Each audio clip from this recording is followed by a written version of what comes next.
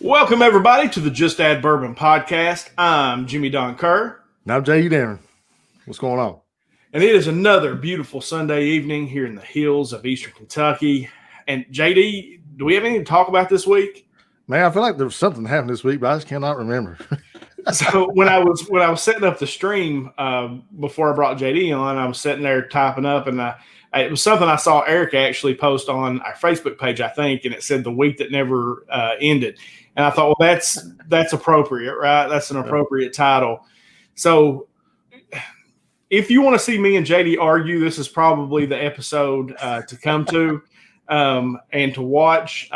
If you comment, of course, you can. It'll pop up here. JD and I can both see it. If we like the comment, we're going to put it up on the screen, and we'll probably discuss. The only thing, JD and I kind of laid out ground rules before we got started. It was like, look, we're probably going to argue this week. That's okay. Just remember that we love each other, and you guys keep it clean in the comments, best you can. But we are interested to hear what you have to say about what we saw go down this week. We've already professed our love for each other, is what he means. We have. We hugged it out. Right? We air hugged, man hugged it out before we got started. So, because there's no doubt that we're going to disagree this week. So, absolutely. So, one thing, JD, before we get going, and it's something that you told me, I want to say it was either Friday or Saturday night. I can't remember. But we were texting back and forth, and you told me that someone told you that people hated you because of your politics. And if you're okay, I want to address that real quick, because it aggravated me almost as much as Biden potentially winning this election. And here's the thing, people. If you're watching this, and JD and I, you're about to see, JD and I are going to disagree a whole bunch in the next hour. For sure. And you're going to see us argue. You're going to see us go through all this. But when we're done, we're still friends, okay? And if you judge someone based on their politics, then that's a you problem. That's not a them problem. That's a you problem. Politics should never, ever, ever define our lives or what we think about somebody else. And, I guess I was getting ready to say, JD, I'm not taking up for JD, but I kind of am, because JD and I have always known each other, but we've gotten to be really good friends through this process of doing this podcast. And at the end of the day, we're going to disagree. We argue back and forth a little bit on text and carry on, but at the end of the day, we're good. And I just wanted to say that, JD, because I think one of the things in our country, we are so, and this election showed, we are so divided as a country that we need to understand that we're still Americans, man. We're still people. The people on the other side are still people. It's just silly, man, to me that is even a thing. Like, what's weird to me, man, is like, I feel like a lot of people in this community, and I'm sure a lot of people that don't even like me because of my politics, or they just don't like me because the way I present my politics or whatever. I don't know. Like, you do ask for it sometimes. I mean, but I would still do almost anything for any of those people, man. I know. Like if they asked me to do something, if they was broke down on the side of the road and they need somebody to come to them, I'd be the first guy in line, man, to go help them out. Just because I have different political beliefs, like, doesn't make me a bad guy, man, honestly. So I want to put this comment up here real quick before we jump into the meat of this. This is Jennifer LeBeau, and it says, "My mind blown, Jimmy Don. I know this podcast from my friend Seth Brown, but you are here. I went to college with Jennifer at Eastern. I haven't seen Jennifer in probably, whenever I graduated in like 98. So Jennifer, welcome." Welcome to the show, girl. Welcome, because you're getting ready to see a good one, and tell your friend Seth Brown that we appreciate him letting you know about us. So, absolutely. All right, so let's start with Tuesday night. JD and I jumped on here as much to play with this new streaming software as anything, but then just to kind of talk. And JD, let's talk a little bit about our emotions as we were kind of on that evening for about 30 minutes, and then as the night went on. Yeah, I mean, when we got on, I was still in the middle of the road. I was like, man, we're going to pull this thing out. Florida's already looking bad. Ohio was starting to look bad at that time. And I didn't know. I didn't think there was much chance that Joe Biden was going to win the presidency without Ohio, honestly. And then we jumped off, and you kept text messaging me, and I think I sent you a pretty clear message. Yeah. And as the night went on, I was like, oh man, I don't think we're gonna pull this thing off. And then the votes kept coming in, and it became clear. About 3 o'clock in the morning, it's like, you know what, Joe Biden may have a shot at this thing. As these ballots continue to be poured in and counted, and it was a roller coaster of emotions because it was like, we know there's a lot of votes out there, but how many are out there? We know, and the thing about it, man, like the TV graphics, they're just TV graphics. 75% in, like that don't mean nothing to me. How many votes are out there? And a lot of times they don't know, they can't until they come in. But it was a roller coaster of emotions. I woke up Wednesday and it sounded like that, that there were going to be enough ballots in Pennsylvania to give Joe Biden a real chance to win Pennsylvania. And there was going to be enough votes in Arizona and Nevada that, he's going to do this thing. And it's crazy. So I was in a real roller coaster of emotions. And I know there were people waiting on me to come into work on Wednesday morning who hadn't heard the news about, how many mail-in ballots they expected to get out of the urban counties in Philadelphia and in Atlanta, who were looking, they couldn't wait to tear into me and give me your Trump train too and all that stuff. And then about 20 minutes after I walked in, they was like, uh-oh. And I didn't hear nothing the rest of the day. And so, it was a roller coaster, man. For me, same thing. Like I was unsure, if Trump could win. I was unsure. And as the night went on, it appeared like, okay, because he had big leads, dude, in Michigan, Wisconsin, Pennsylvania. I mean, like he had massive leads. I sat up till probably 3, 4 in the morning. And I know the one thing that kind of stuck out to me, because I'm like you, it was kind of a roller coaster of emotions. And I was like, okay, Trump's got this. We've got this. I'm not going to have to pay crazy taxes for the next however many years. Okay, he's got this. And then everybody stops counting. And the betting odds flipped to Trump. It was this weird thing because I follow the betting odds, and I think I sent you the betting odds flipped from Biden to Trump. Like 65% or something, I think. Yeah, it went to because it actually flipped completely around from what it was.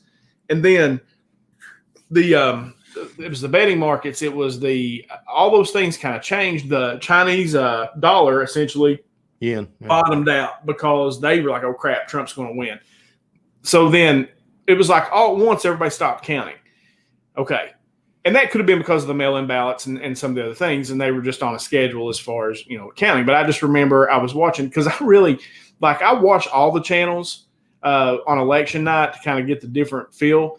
Mm-hmm. But I really like Bill Hammer on Fox that does the map, and he pulls the map up. And it sucks for Kentucky because we're called 5 minutes in, so they don't get to come in. Like, I'd love to see them pull up Martin County and say, there were 600 votes in, but we don't get that. So, but I went to bed and I was like, well, we're definitely not going to know tonight, but I felt pretty good. Right. And then I think it was probably the next morning I get up and all of a sudden Biden's in this race. And I was like, oh crap. I texted JD and said, dude, I think Biden's going to pull this thing out. And he was like, yeah, it's looking good. And then, of course, the days went on, couldn't decide, or they didn't have enough votes in to tally and all that. And then ultimately it came down to where they declared, or the news media anyway, declared Biden the winner. So, yeah, it was kind of strange. And JD and I were texting each other back and forth these different memes and all this stuff, and it was kind of fun. So let's start with number one. Biden has been, I guess, the news media anyway has made him president-elect, which is not how it works. It's how it works in the past as far as like the news media usually projects this is going to be the winner. But truly, the Electoral College will meet, like December 10th or something like that, and they do their final vote, something like that. And you've got this litigation starting tomorrow. In all these different states where Trump is contesting the ballot. So what's your thought on the media going ahead and calling it for Biden, and then B, the litigation moving forward? So I think this is, best practice. This is what we're used to, the media calling it, at some point during the week. Usually it's election night. It's usually not 2 or 3 days. So I think they did the responsible thing by not calling a lot of things. I know Fox News caught at least 2 races way early and ended up having to pull back on both of them. But I think they've done the responsible thing and make sure that the projections were on course. There's such a lead in Pennsylvania now that the projection is going to be right. Like if all those votes were counted, then President-elect Biden is going to take office in January. As far as Trump's concerns about discrepancies, I've not seen any legit discrepancies at all. That's according to the Secretary of States of those states.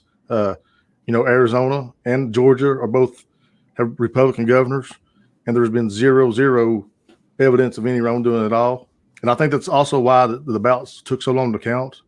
They probably overkilled it and make sure the extra steps were taken so there couldn't be anything called into question. And so I don't expect that any of his litigation is going to do a bit of good. It never has in the past. It's not going to now. There's been zero real irregularities reported at all. Massive irregularities. I did know, and this is small, but this is kind of what they're talking about, is 6 dead people voted in Philadelphia. That confirmed. They have 6 dead people, and that probably happens in a lot of elections. Somebody got a mail-in ballot. So I think that the litigation is worth having, right? Sure, absolutely, yeah. Democracy, and we want to be able to trust our election process. And if there were truly voting irregularities out there, then I think it should be investigated and made sure.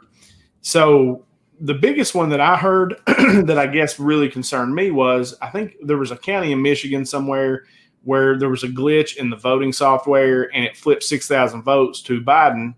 And the lady caught it. She actually caught it. And apparently this same machine or software had been used in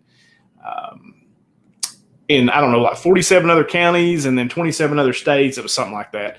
That was the one that stood out to me the most as far as, and then two, the not being able to have your, we actually talked about it Thursday or Tuesday night, where you have people that come in on these mail-in ballots and they'll sit down, and if one looks irregular, they'll say, okay. And the Democratic person will look at it, the Republican will look at it, and then they'll, say, nope, this looks fine. And it goes on to be counted. And if they say, no, this looks weird, it goes into another stack for somebody else to look at. And there were several cases where they, especially in Philadelphia, where they weren't letting in the Republican side. In Atlanta, and I heard this from the voting, I guess the person who runs the vote in Atlanta, there was a water main break at one of the voting sites or wherever they were counting ballots. They sent almost everybody home. And when I say almost everybody home, they sent no one home except for the Republican people. And then they started counting again. So if those things are true, which I cannot believe that they are, those things would definitely be brought up in court. But once this, so I've heard this claim about Philadelphia. I'm not the Georgia one's new on me. I actually heard that one on NPR the other day. I heard the one in Philadelphia. I mean, it was like outside yelling, "Let us in!" And we're like, "They're here." I mean, the news cameras in there, like, "Here they are!" Like, so it was. In my mind, I can't make those things work, man. They talk about the. Well, it's not in my mind. It's people are signing sworn affidavits that are that basically you can get charged with perjury by law if you're lying, and you've got people who are signing those affidavits saying, "Look, we were trying to get in. The judge ordered us to move, that they need to let us move 6 feet closer, and they moved the counter 6 feet further away." Okay. And so if those things are true, then why do it? Like I would be suspicious. Why would they do that? If they're true, then we have a problem. Yeah, for sure. I agree with that wholeheartedly. That's why we need to have the day in court. The day in court is going to settle all this. So if those things turn out to be true, then. But I just have a hard time believing it because nobody can keep a secret. Right. So if people or if those things are going on, those things are going to come to light. And I've not even heard those. Those are new on me. A couple of them are. The Michigan, the lady caught the bad machine software, counting extra votes for Biden or whatever. And here's the good thing about it. And this is why we have checks and balances. It was caught. And that's why the processes are in place. If there are irregularities, they get caught. You know, Right. and it's good because there's human error and there's computer error. And then as long as we keeping our checks and balances in place, you know, we're going to be fine. Our process is fine. You know, they put this mail-in, you know, these mail-in ballots, you know, beyond a mail-in vote by mail. It's been in place for a long time. You know, in Pennsylvania, it was decided in October 2019, I think, that they was going to be able to do this. So it's been a year now. And so I think we're going to be fine, man. I think they're going to have their day in court, and they should, because that's the part of it. You know, that's the American way, to have your day in court. I also think we ought to count the ballots and go from there. So right now, President-elect Biden is duly elected until that's overturned.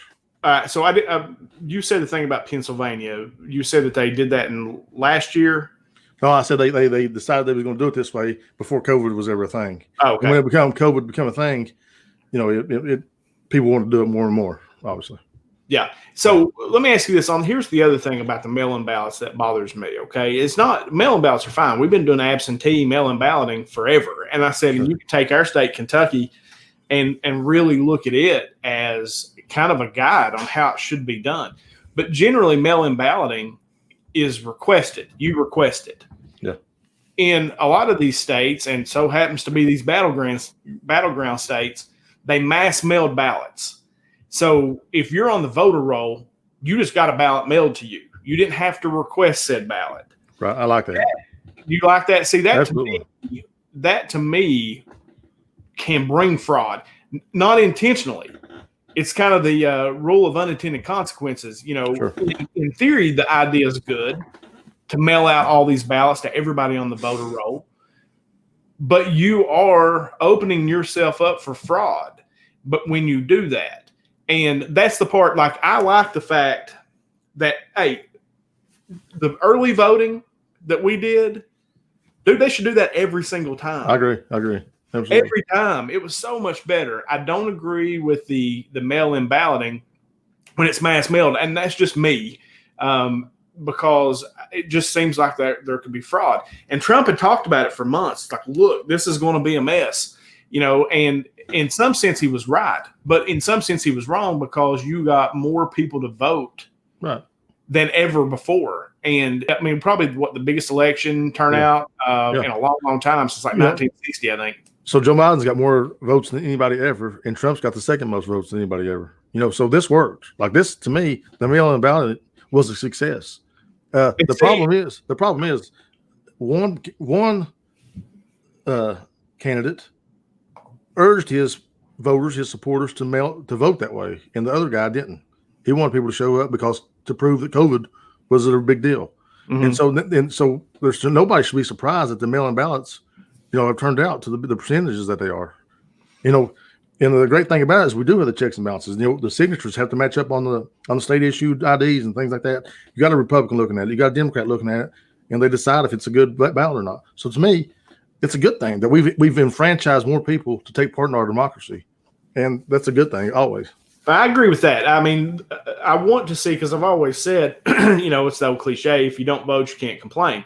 And I always believe that if you need to get out and vote. I don't care who you vote for, go vote. And I just don't like the mass mail-out balloting. Here's the other thing I don't like, JD. I guess that kind of turned out from all this is I feel like there needs to be a nationwide set of rules. Yeah, I think that's going to be forthcoming. I think so too. No, you're fine. I mean, I think there needs to be a nationwide set of rules on how we vote, when we start counting, how we count, all those things. There needs to be, and that way you don't end up 3 days later, you know, different processes never state. Right. Different processes never state. And I totally need to put Brad's comment up there, and I totally agree. That's going to happen. The worst thing that could happen right now is we have throw all these votes out, and people act like their voice doesn't matter, their vote doesn't matter. For this election, this is the rules we agreed to before the election. We all said we're going to partake in it. We partook in it. Let's play it. So put Brad's comment back up there, and I think it's worth reading. So I honestly think the worst case scenario right now would be to have the courts throw out votes and change the confirmation. All these major cities in all these states would burn down. It's not that they would burn down. I'm not worried about that. And they would probably. People would probably lose their minds. But we're talking about people were losing their voice, man. Their votes don't matter. Their voice didn't matter this time. They voted for a candidate, and that candidate should win. Okay, let me push back on that. If they go in and they find out that, I agree that if these are legally cast ballots, like if under the state laws, whether I agree with those state laws or not is irrelevant. It is if they were illegally cast in some way, okay, and there's enough of them that it flips the election. Do you feel the same way? Absolutely. If they're illegal ballots? Yes, absolutely. If they're illegal ballots. But I don't think that's going to happen. I think what has happened is we made it more convenient for people to vote. They don't have to take a day off work. Don't have to leave for half a day. And, you know, and people like get a lot of day. Most people get a day off work to go vote. But a lot of people don't get paid for those 8 hours. And a lot of people need those 8 hours. So what happened this election is people were enfranchised to vote. It was much easier for them to have their voices heard. And it has been. And it's going to be. And I don't think there's a amount of litigation in the world that's going to overturn this. Yeah, and maybe not. And like I said, I'll be interested to see what comes out of it, because as things get cranked up, you know, tomorrow with these lawsuits and all these different places, I'll be interested to see what happens. And so, you know, and I'm like you, to just take away vote. You do not want to disenfranchise the voter. Not now. We have all these people turn out to vote, and that's a great thing. Absolutely. And we've been trying to do that for years to get people to turn out to vote. It may not turn out the way that I want it, but at the same time, for our democracy, that is a good thing. And you know, and so I can't disagree with you there. I've got something to say. Like I prepared, because I thought you was going to kick back on that, so I prepared an argument. I actually agree. No, the thing is, man, is I actually agree. While and JD knows this about me, because we talk about it all the time. If it wasn't for my economic leanings, I would probably still be a Democrat. It is, I can tell you beyond a shadow of a doubt, if you are self-employed, you will become a Republican like that. Because you will absolutely, it will be all that I can do if the Republicans do not hold the Senate. It will be all that I can do to survive in my business. Number one, because they regulate the crap out of things. The Democrats tend to bring heavy regulations. It makes it 10 times harder to do my job. Number two, I will get taxed. It is unreal. Me and my buddy Wells were talking the night, it was the day after the election happened, and we were like, oh God, you know, because he and I had 1,000 conversations, dude, back when Obama was president, because I opened my business during the Obama administration. Sure. And I don't think, and I was kind of dumb to it. Wells kept telling me, dude, you better watch. You know, I mean, it's bad. And so I got out there, and it was everything you could do to keep the doors open. You can't hire people. You can't do anything. You just got to do enough to take care so you can feed your family. So that's the part. Otherwise, I have a lot of Democratic leanings, but economically, I'm very conservative. And when it comes to voting, like, I'm very patriotic when it comes to that. You got to vote. I was raised to vote. My dad said, go vote. That's, you know, it's your one right and your voice as an American to choose your leaders. And so, you know, no, I mean, as far as pushing back on that, man, I'm not. I mean, I want it to go through the legal process. Sure. I don't want to hear anybody on the left complain about it and say, oh, Trump's been a sore loser or this and that. Because if it was Biden, they would want to do the exact same thing. So I don't want to hear that. I want it to just go through the process. And if there aren't enough votes to overturn the election, Biden wins. Biden's my president. That's the facts. Should concede. Should Trump concede and then go on forward with the legal battle? No, absolutely not. No, I think he should. I think it would do America a lot of good. Start this healing. Why would you concede if you haven't lost yet? You technically you have not lost yet based on the rules of the Constitution. You have not lost yet, so why would you concede? Well, that's always though, man. Every 4 years we do this, and the person who's projected the winner, the other person concedes. And even though the electoral votes aren't cast until December 10th or something like that, it's fine. What we're looking for is some healing to bring this country back together a little bit. So Al Gore was projected the winner of the race when him and Bush ran against each other, and then got overturned. Yeah. So I don't recall. He did. Did Bush or Gore concede? Did Bush concede? concede? Gore conceded that night. He conceded ahead of time. Yeah. But he was considered he was actually announced as the president. Well, early in the night, they called Florida for Gore. Later that night, they flipped it to Bush, and then Gore conceded that night. Yeah, but he still went forward with his legal battle. He still did. So that's fine though, and he should. And I think Trump should. If he's got a legit argument to make, then fine. But I feel like the concession speech is a needed thing. We need to heal, and he can go forward with his legal battle. I think it's time for him to help us instead of divide us. That's what right.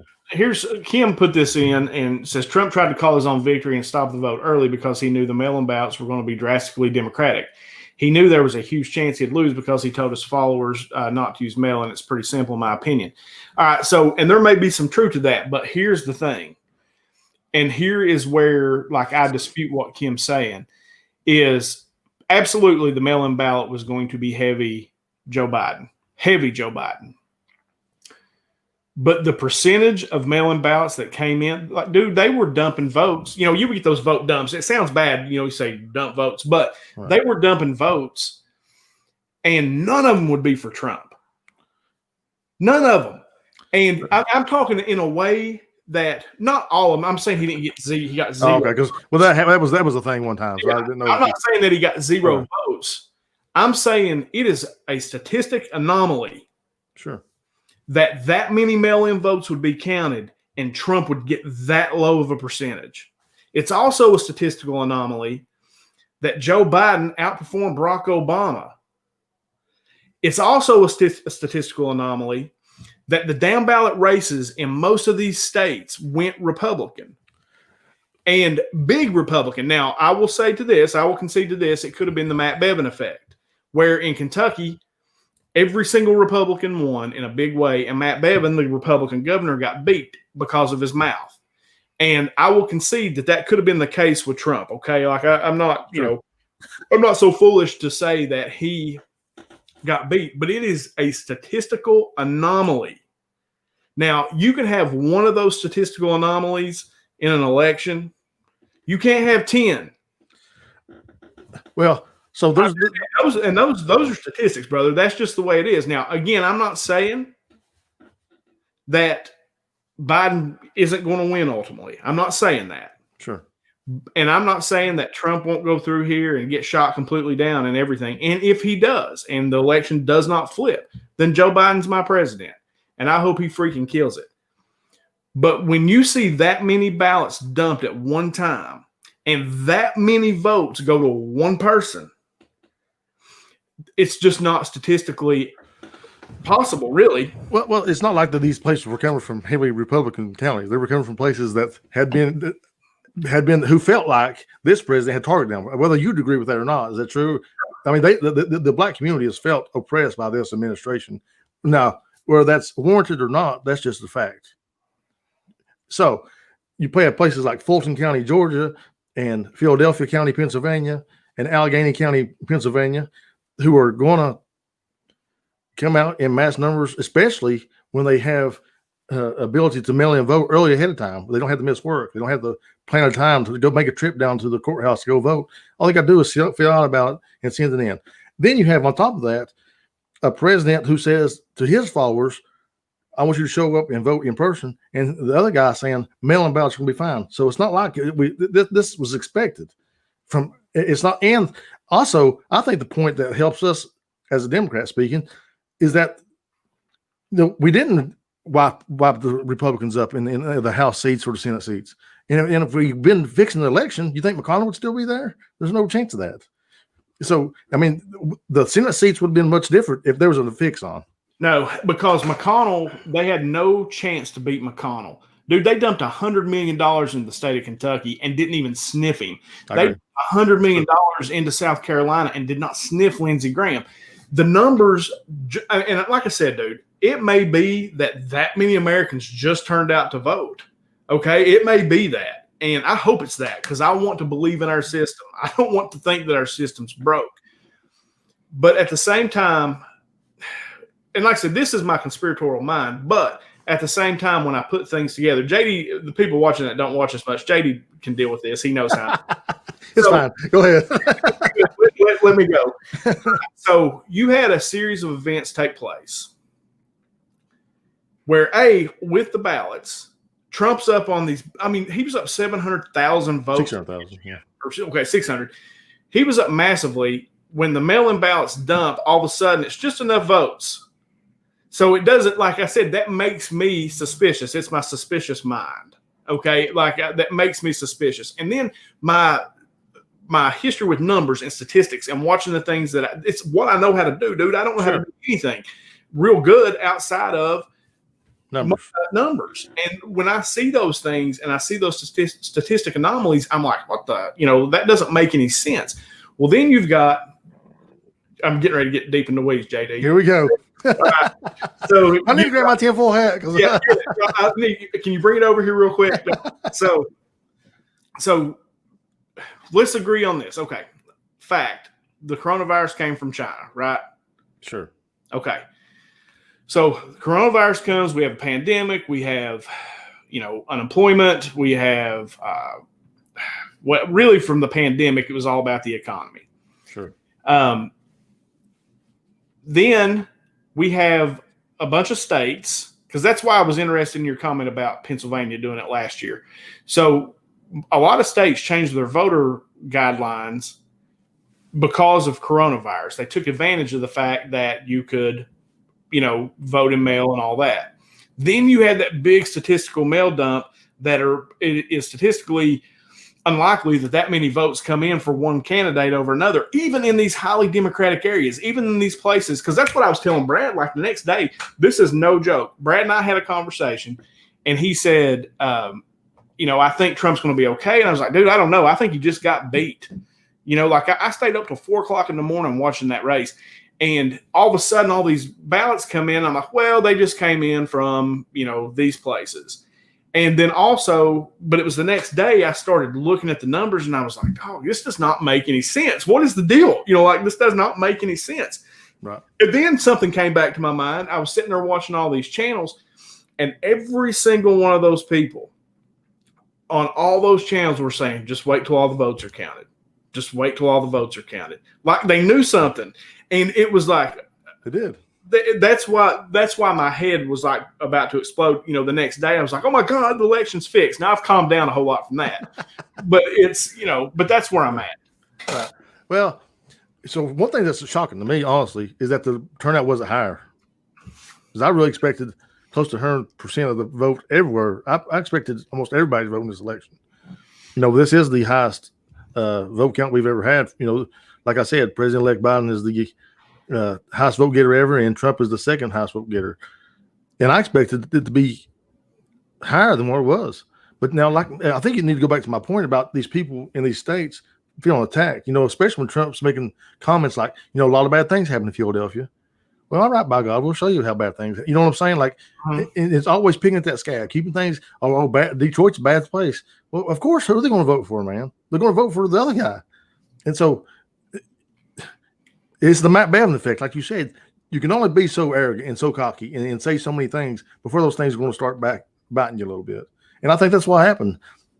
Had he let lying dogs lie, you've heard the expression, let lying dogs lie, don't kick the dog, then he probably would have been fine. But, the weeks leading up to the election, he just wouldn't let the lying dog lie. He kept it riled up. And I think it's costing him an election now.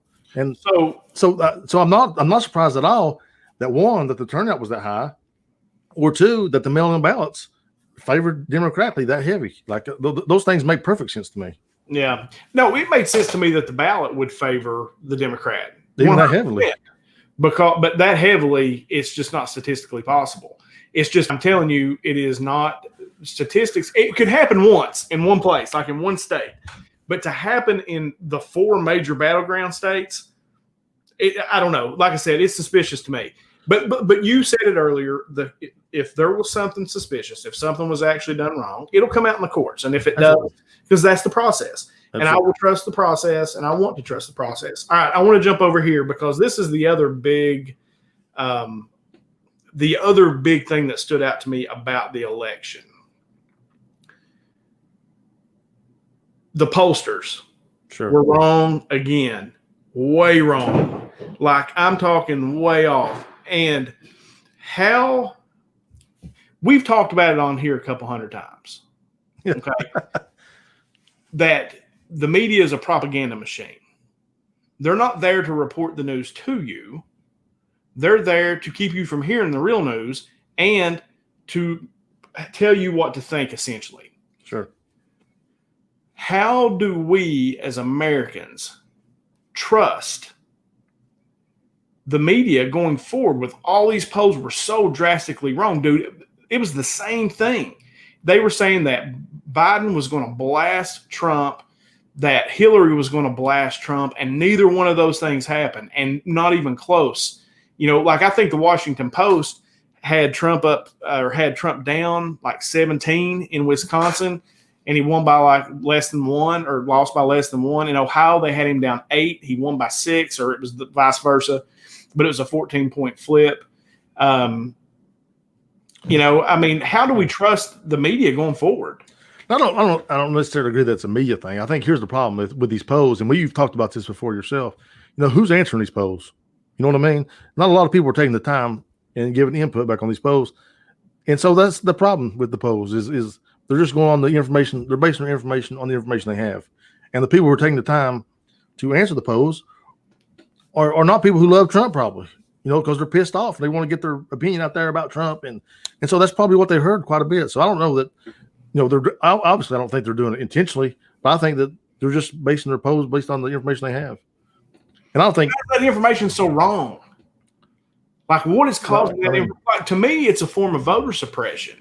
Well, I mean, that's the same thing. And I could say the same exact thing when people, you know, you've made this comment too, and then I'm sure I've heard it all over Fox News. Oh, ain't nobody showing up to the Biden rallies, and you know, yeah. So the polls are just as a good measure of voter turnout than the rallies are, apparently. So neither one of those things, or both those things must be voter suppression. Then, if Fox News keeps on making the point to talk about, oh, nobody's come to the Biden rallies, is that voter suppression? I mean, I guess if based on my point, but I had never seen those on Fox News. I don't watch Fox News. No, I have. I watch. I'll click over watch Fox News. Yeah, I don't watch Fox News. I don't watch mainstream media. Period. The other day when you messaged me, you remember I was watching Fox News. Yeah. No, I don't watch Fox News at all because I think they're a propaganda machine too. It is all a propaganda machine, all of it. Like, I am disenfranchised with the media more so than I am anything. I mean, because the polls were wrong again, and you had a bunch of people telling you that Donald Trump was going to get killed. There's no point to go vote. You know, I mean, they're not telling you there's no point to go vote, but that's the idea behind that kind of thing. It's a form of voter suppression. Now, Trump actually said that, and that ramble that he went on the other night on election night, I was like, dude, shut up.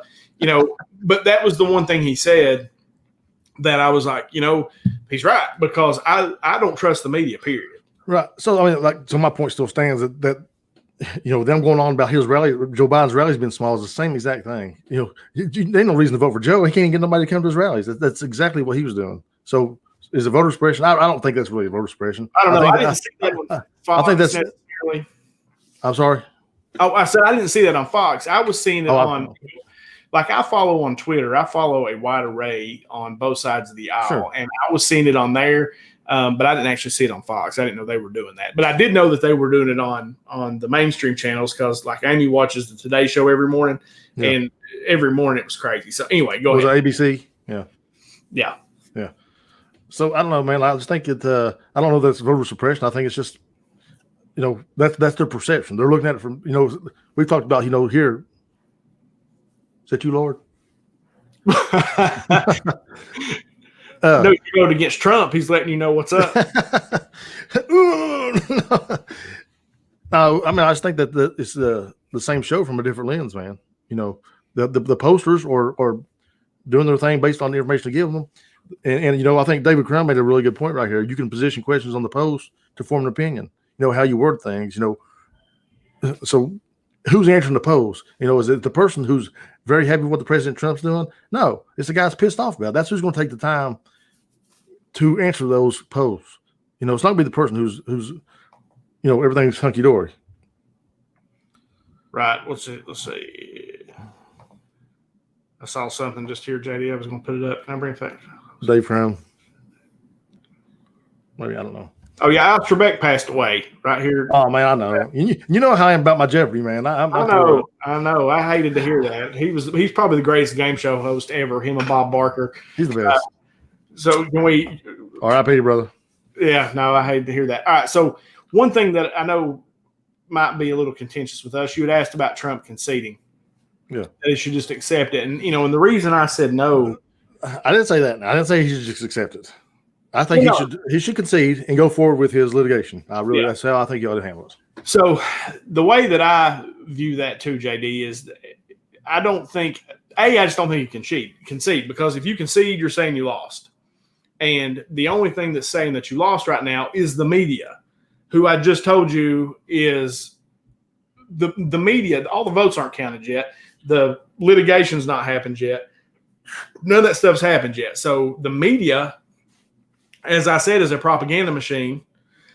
I feel like even Fox, those places are saying, look, you say he's lost, so we try to get everybody to move on with their lives and accept that fact.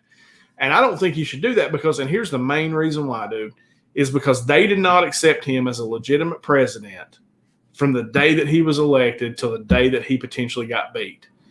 And if it were me, I would sit there and I would wait as long as I could. I'd make sure every vote's counted. I'd make sure everyone, because why should he accept it when they never accepted him?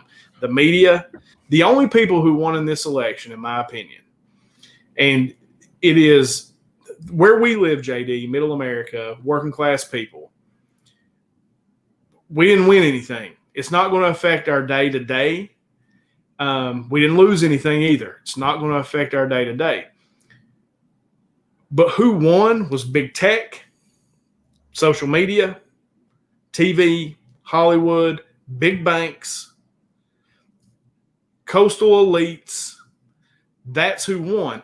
And that's what's scary to me about it. At the end of the day, it's not going to affect our day-to-day lives. Like I told you the other night, I'm going to get up in the morning and I'm going to go to work. And I'm going to hustle. Now, what I get to do in my free time could change, depending on the tax plan that comes through. I'm going to have to work a lot harder if the Biden tax plan comes through.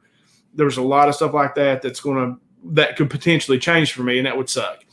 But at the end of the day, nothing's going to change. But they bashed him for 4 years. The only thing, the media, the Democrats, none of them, they never accepted him as their president. And you were saying earlier before we came on, Biden came on and was giving a speech that let's be unified. That's BS. They didn't try to unify anything in the last 4 years. Nothing. They tried to impeach the president, and they stopped a stimulus package from going through. They did not try to bring us together at all. Now, did Trump? He didn't make it any better, but they didn't either. And then now I'm supposed to, because Joe Biden gets up there and says, hey, let's come together. That's crap. They were as divisive as he was, as Trump was. They were just as bad. And for him to get up there and say, let's come together, I think that's garbage. So I'll respond to that. I'm going to push back on about everything you said there. Because the guy at ABC and the guy at Fox and the guys at MSNBC, those guys ain't the president of the United States. The president of the United States is the one who brings people together. He's the leader. You don't have leaders that want to divide and conquer people. That's what Trump has done for 4 years. He's never, no matter, you can let things go, man. You don't have to keep things stirred up all the time. You can let a lie and dog lie. If somebody tweets at you, man, then who cares? You're the president. The buck stops with you. It's ownership. Trump is not a victim. He's not no victim here in this game. Trump is a target because he made himself a target, because he wanted to run the headlines. He didn't care about anything except dominating headlines. He's done nothing but try to tear America apart, to keep himself in the news media, keep him in the forefront of everybody's mind. And they did try to impeach him because, in my opinion, and we're not going to rehash this tonight, he tried to get the guy to interfere with our election again. And we can that's just my opinion on that. I know your opinion is totally different. Yeah.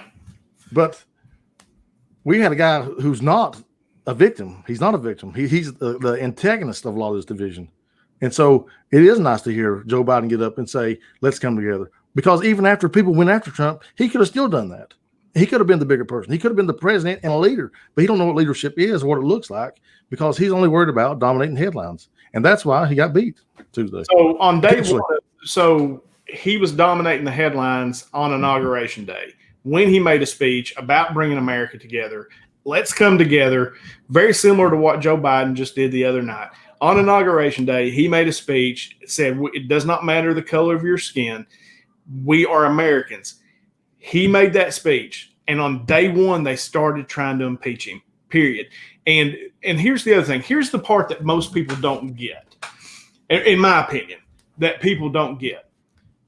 The news media told us it was about race.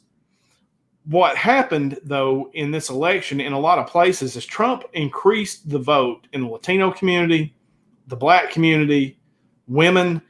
In a lot of places, he increased the vote. Why? He's a racist. Why? I mean, he's a racist. Why would that happen? Here's why. Because Trump made it about class. It is the elite, and Trump is the elite. But his genius was he made it about class. It was about the working man. It does not matter what color you are. It is about the struggle as a working man to get by. And he successfully did that. And that was why, for me, I do not relate to the economic policies of the far left. I do not relate to a lot of the social policies of the very, very far left. Okay? I don't relate to a lot of the policies of the very, very far right.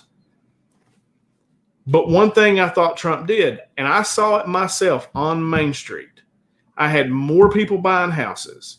I didn't have to work 16 hours a day, 7 days a week. Right. My life changed when Donald Trump became president. My life was a lot harder when Obama was president. It just was. And like I said, that's just me speaking personally. Now, I'm sure there's people that live, and somebody asked the question earlier, was Biden getting elected, how will that help us locally? It doesn't. If you're a W-2 wage earner, your taxes are probably going to go up some, and gas is probably going to be $5 a gallon, like it was at the end of Obama's term. That's probably how we're going to get affected daily. But as far as like, are we going to get put in concentration camps, or we're going to be a communist country tomorrow? No, we're not. We're going to show up, and hopefully we'll have another election in 4 years, and we'll see what happens then. So I said a lot there. So there's a lot of Chicken Little people running around here on social media and probably listening here now that the sky is falling, that we're going to be a communist country, that, have to find a piece of wood to burn and stay warm or something. I don't know. But I want to push back on what you said. I know that it does affect you differently because of the business that you're in. But a lot of people, your anecdotal evidence does affect you, and you're right. It's your story. But there's a lot of people out there whose story is totally different. There's a lot of people who weren't working at all right now. You're talking about Philadelphia earlier. At the end of 2016, when Obama left, the unemployment rate was 6.9%. You know what it is today? It's up over 11%. No, it's not. It's under 7, dude. He got it under 7% in less than 7 months. In less than 7 months, it took. So right now it's under. So right now it's under 7%. Right now, it took. Well, I just looked it up before we come on air because I said it was. I read it the other day. Trump got it under 7% in 7 months during a pandemic. It took Obama 4.5 years to do that. Yeah, because he was cleaning up the mess that the other Republican made. It's been a cycle. Every time we elect a Republican president, he runs the economy for the working class into the ground. You want to talk about the working class on Main Street? There's 50 people in this country who have more wealth than the rest of America combined. Than all of us. And so don't tell me that things are great for people on Main Street and the blue collar workers. Trump is an elite president because he's an elitist, and that's who he's took care of over and over. Do you know what all those people, that 1%? Do you know what their party is? I'm sure they're not all Republicans or Democrats. I'm sure they're all Democrats. Every single one of them. That's hard to believe. Not every single one. Man, that would be a statistical anomaly as well. but big tech, liberal. Hollywood, liberal. Oil tycoons. No, all Yeah, they're all. No, I wouldn't say they're liberal. I was getting ready. I was on a roll, man. Right, I know, but I'm saying those guys are up there, man. These real estate magnates that Trump runs elbows with in New York, those guys ain't all Democrats. Those are some Republicans up there. No, there's Republicans there. These oil magnates that we talk about in Houston and in Texas, those guys are Republicans. So there's a lot of people disenfranchised, man, in this whole country. So to make it a class thing, you're absolutely right. The taxes for the rich have gotten better and better, while the poor man, the middle class man, has not seen the tax relief. We're struggling for it. We need it. Not true. Also not true. We're paying less. Middle class America is paying less in taxes right now. And Chris just put up there, I read 6.9, which is what I thought it was. Every American, look, dude, you've got multiple tax cuts. You're paying $1.79 a gallon for gas. At the end of Obama's administration, it was $5 a gallon. That's not true. That's not true. I just now got a text message saying it wasn't true. Somebody who knows, I promise you. Yeah. It's not. It was $500 a gallon when he took over. Absolutely was true. Because again, the Republican wrecked our economy. The trickle down thing don't work, man. It just don't work. We need to quit doing that because it ain't working. It never works. What was it? $4 a gallon? No, I think it was like probably three something. It's probably three something. And whoever texted you, that's great. But I'll take the Pepsi challenge any day when it comes to coming up with these statistics. So okay, I'm on board. You think it was over $5 a gallon in 2016? Because there's no way it was. It was between $4 and $5 a gallon. I could be wrong. Hey, you want to make a challenge on it? No, I'm not eating a Carolina Reaper. Because I'm down for that one all day, every day. And so, also, Trump's going to save the coal jobs, right? Those $6,400 less coal miners right now than they were when No. But you can say that Trump come in and said he was going to save the coal mine jobs. You can blame that on him. He's the one who said it. That's the only person there is to blame. But now there's $6,400 less coal mine jobs. So don't say things you can't back up. If he can't back it up, he shouldn't have said it. That is his blame. I just said it. Average gas prices was $2.20. So I was wrong about gas. $2.20. So $1.80 now. So what was it? What was it in 2008? Look that up. So Obama took it from whatever it was in 2008 to whatever it is right now. So I'm going to say he probably done a pretty good job on the gas.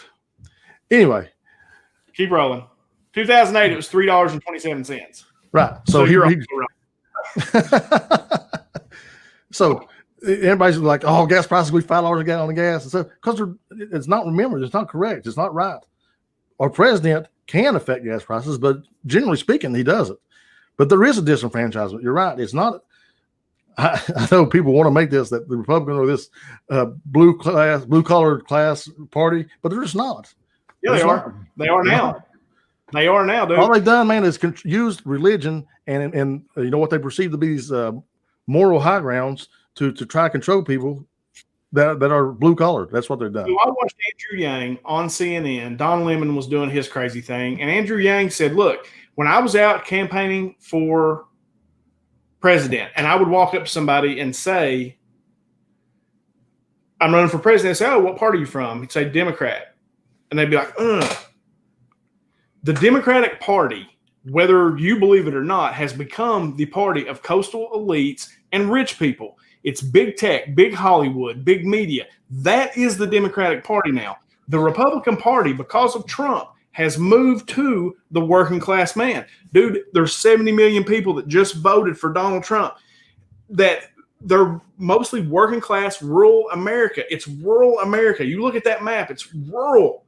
It's people like us that are in the middle class, that it just is what it is. Being controlled by religion and what is perceived to be moral high ground, man. I know that. I've lived that every day. I'm right here with you.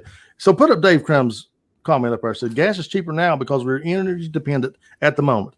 And we have been since 2014 when President Obama got us there. It wasn't a Trump thing. That's not a Trump thing. That's an Obama thing. So you're absolutely right, Dave. One thing, David Crumb, that I can't wait for more than anything is what's going to happen is if Joe Biden is president, there's about 3 vaccines that are getting ready to be put to market, probably around in January. Joe Biden's going to claim credit for that, and JD's going to say Trump had nothing to do with it. I won't do that. Then the economy, when they open the economy back up, it is going to freaking explode.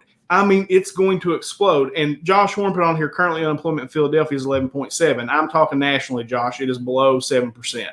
No, So we're talking about Philadelphia, though. That's what I was oh, saying. I was talking nationally. That's my bad. I thought we were talking national. It's below. It's 6.9% nationally. Right, and it's what it was in 2016 Philadelphia. Go ahead. All right, so the economy's going to freaking explode.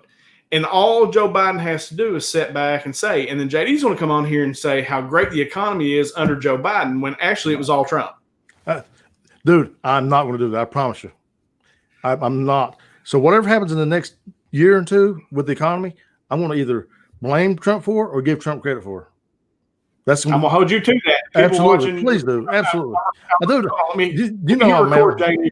Hold on. Let me hit record. Hold on. No, it's already recording, bro. I got you. I mean, that's who I am, man. I'm going to stand by my word. Like, it's just a fact because it doesn't work any other way. The previous administrations inherit the economies of the guy that came before them, right? I mean, this is how it is. You can't do anything about it. So Trump inherited the economy from Obama. Obama inherited the economy from Bush. And that's just how the world turns. That's how elections work. That's how turnovers of power work because policies have to be put in action before there's any consequences.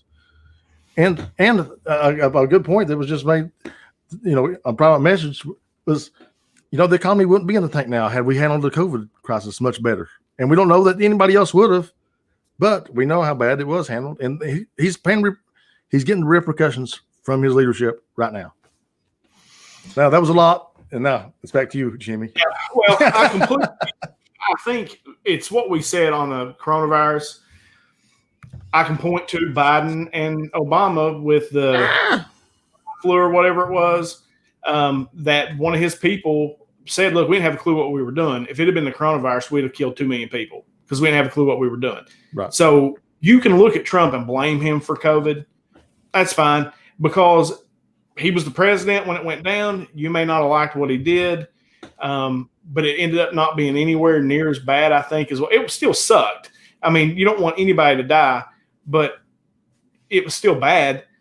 But you can blame him for that all you want. There's nothing he can do about that. Nothing I can do about that as a supporter. That is what it is. So because nobody knows if they would have handled it better.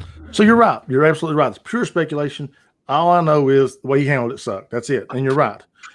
And also know in 2012, when swine flu came through, that it wasn't handled well. But what we did and what Biden and Obama did was learn from it and put that response team in. And that, there's people say dismantled the response team, but we know for a fact he at least gutted it so much where they couldn't handle the response. So I don't know, man. We're going to just move forward and just do the best we can, man. Because it is what it is at this point. The people are going to have spoken. There's going to be litigation coming forward, and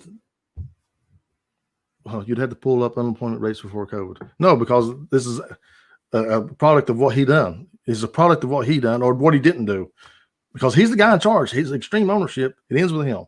He's the president. Yeah. I mean, I just personally don't think he did that bad. He got unemployment back below 7% during the pandemic in a 7-month time frame. It just you're talking about nationally. Nationally, I'm sorry, not Philadelphia. But look that up. Philadelphia, it may be 11%, and that's a Philadelphia problem. And that's why they voted him out. I mean, that was the part of that was my argument earlier, is that's why the ballots come in so heavily for Biden, because all the things add up on top of each other. You're bad mouthing them. The unemployment rate's so bad. Things like that, man. When the unemployment rate in Philadelphia was 6.9% in 2016, so we know. And then Josh said, "How do you think the COVID task force he's going to name will go?" I don't think it'll matter because there will be a vaccine by the time that even goes down. So I'm not even sure that's because I think COVID left. Is it? What's the date? There's no COVID right now. Not per the TV anyway. There's no COVID. That's I was watching last night. It's funny how you look at things now, JD.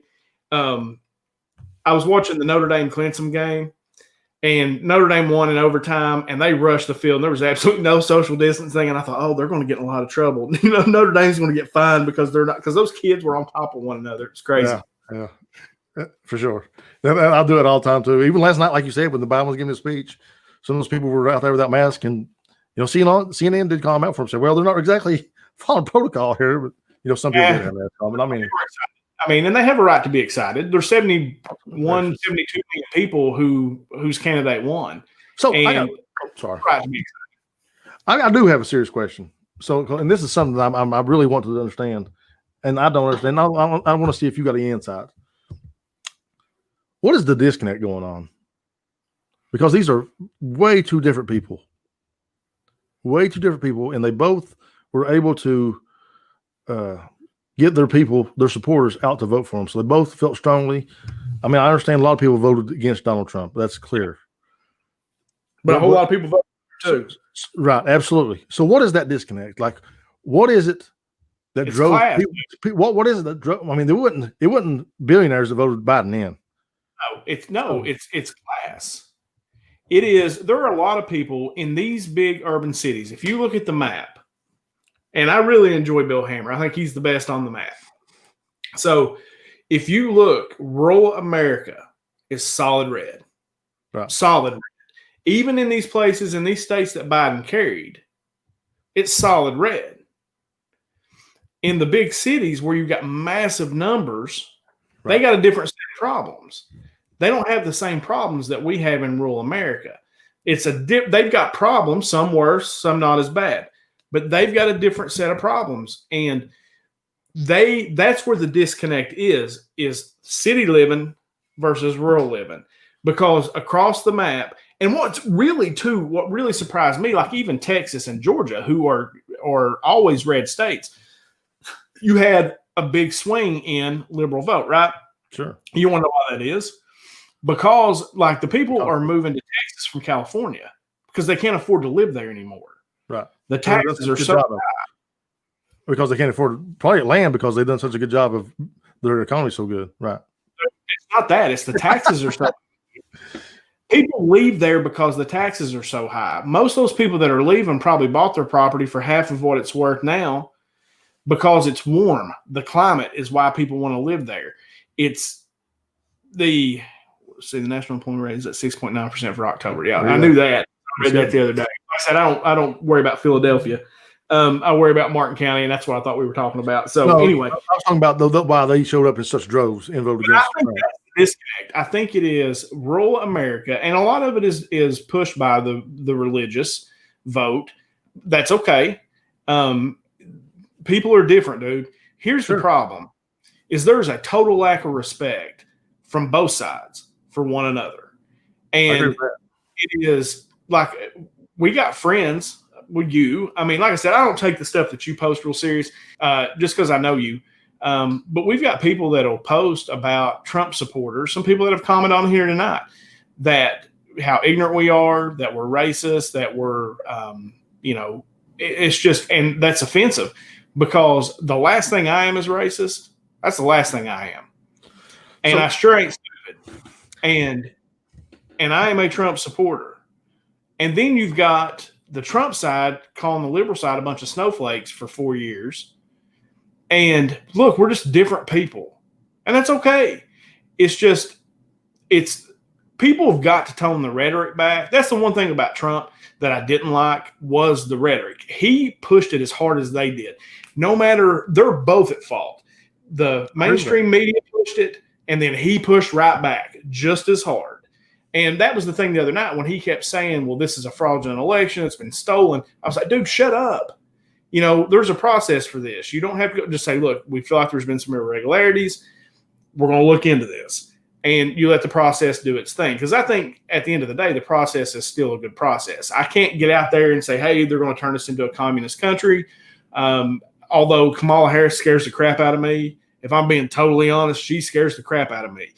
Yeah, Joe, I'm not a huge Kamala Harris fan, but I think it's great. I think it's great that my daughter has somebody in the White House now that's like her. Like she's a woman.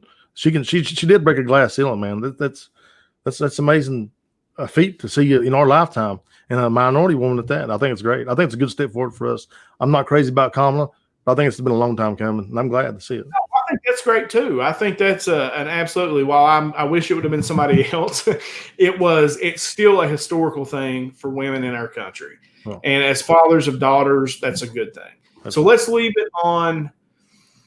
What do we think is going to happen the next few weeks? I think that I don't know what's going to happen. I mean, I feel like there is definitely something out there for the Trump team to look at. I don't know that it's big enough to swing the election. And I believe at the end of the day, Joe Biden will be our president. Yeah, I believe Where the are same. you? I'm the same thing, and I hope absolutely go forward with the litigation because that is American right, and that's how elections work. Always, there's usually always litigation after elections, man. Litigation, it always happens. So this ain't a Trump thing, man. So people get off that boat. It's not. It's fine. Go through with litigation. If there are some anomalies, if there's some discrepancies, then let's just let them things play out in court and see where they go. So, but I think at the end of the day, I think Joe Biden's the next president, and I think that's where we're going as a. But I think Donald Trump is going to jail too after that. I think that Donald Trump will start a TV network, call it Trump TV, and he will try to compete with Fox. That's, I think, his next move. And then I think if he loses, I think that's his next move. He starts a TV organization, a news organization, very, very similar to Fox. And he'll take Hannity, he'll take Tucker Carlson, Laura Ingraham, all those guys that are on there that are really pro-Trump. Because Fox, what's her name? Guerrero, is that her name? They fired her. Fox News fired her last night. What? Yeah. What happened?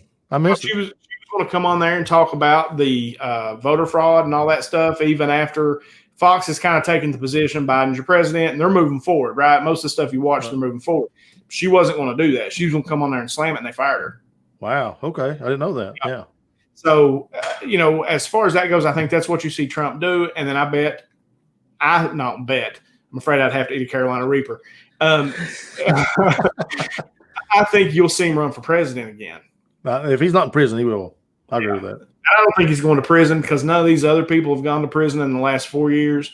Dude, if there's one thing, I'm just here to tell you, you may not want to believe the Hunter Biden stuff to be true. I would bet a nickel to a dollar that it is true. And I bet it extends all through the Democrat Republican Party. It extends all the way through them. I think they're all corrupt. And I think they take money. That's how they end up getting rich on $200,000 a year salaries. It's just, that is what I think. I don't think Trump ends up in jail. Now, they might try to destroy him because they don't want somebody like him to ever come back because he shook up the political system for a while and the powers that be did not like it. Well, I think that what he's going to go to prison for is, it's New York State. It's not going to be what he done as a president for a lot of it. But I think he's in real trouble, and I think he needed to win this time, so the statute of limitations run out on him, and they're not going to. So he's in trouble. The Hunter Biden thing, we don't know, man. If it's true, then let's have the evidence. But so far, they've come up with nothing. Well, that's what I was talking to somebody the other day, and I said, look, here's the thing. I can't get that far out in the weeds with you just because nothing's happened. We've heard about arrests. We've heard about this. I think, we've heard about that, and nothing's ever happened. I think Trump starts a TV organization, and I think nothing happens to him. I think it's the same stuff that you and I have talked about, saying these people get arrested, nothing happens. Right. They're rich. They got better lawyers. The system is rigged when it comes to those people, and I think nothing happens to him. Period. Could be possible. If that's true, if he's not in prison in 4 years, I expect another run as well. Yeah, I do too. All right, I want to put this comment up real quick. These are Slotted Up 503, and he's saying peace up to Gary B, are two of my buddies on the Small Town Collectibles page who have now come over to Just Add Bourbon What's up, as fellas? well. This is my boy J.D. that I talk about all the time, but I want to thank them for coming over and checking us out. And J.D., we survived that. It wasn't that bad. Oh, bad? We've had much worse. We've had much worse. We really we've had a lot worse. It's but I think we know we're live, and we both got to semi-behave. Ain't no editing this, are there, brother? We can't edit this out. So other than I hit in broadcast, I don't know. Right. So that was fun, good conversation. And again, it just kind of goes back to that, dude. The hour's over. We're like an hour and 10 minutes. Yeah, I know. I've seen that. Yeah. I love it. I texted JD Friday night and said I cannot wait till Sunday. I cannot wait. So, brother, appreciate you sitting down and being my friend and having the different views and being able to hash it out here every weekend on Sundays. Even though the election didn't go my way or appears that it's not going to, we're going to keep rolling on until Joe Biden's tax plan says I can't. And then we're going to keep hammering, right, JD? But, I mean, we'll just see how it goes, man, and hopefully things work out. I think it's going to be fine. Hold on. You moth twitch when others make a point. You both twitch when others make a point. He said. Oh, both twitch. Start moving around. I start scoring myself. I'm ready to get back to the mic, baby. Let me get on there. Let me get up in here. My mic's right here. I don't know if you can see it right there. I was over here grabbing it a second ago, like, no, JD, you're wrong. Stupid. That's funny. But anyway, guys, we appreciate you coming and hanging out with us tonight.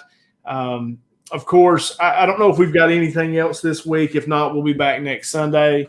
But of course, you can find us on iTunes, on Amazon Music, on Spotify. Of course, Eric B's running all the social media. He'll have more. He posts good stuff every day, so check that out. And we appreciate you coming and hanging out. No matter how the election went for you, just remember we're all still Americans and we're still neighbors. Also, I'm going to announce this. We didn't talk about this, but I'm going to tell people about it because I think it's cool. We're potentially picking up a sponsor. We have. So we got a company in Memphis, Tennessee, that's been sending us bourbon. It's Blue Note. This is a jukebox whiskey or juke joint whiskey. It's a straight bourbon whiskey. I'm gonna go do a review on that. I'll probably have Jimmy on there. We'll have a review on that. And they sent us some. This is called Riverset Rye. I can't wait to try it, man. They reached out to us, didn't they, JD? I said it was crazy. I said we got an email, and I said, JD, look, Yeah. So we'll very soon though, just that bourbon podcast may be sponsored, guys. We'll see how it goes. But yeah, and then JD will. I've been waiting for the phone call to come over and do a bourbon review, but JD and I are so busy. Yeah, I was going to say, do you know how busy we both be? JD and I are both so busy, it's insane. But guys, we appreciate you coming and hanging out with us for this past hour. And as we always end our show, from myself and from JD, no matter how bad your week's been, no matter how bad your day's going, if you just add bourbon, it always gets a little bit better. We'll see y'all next week. See you guys.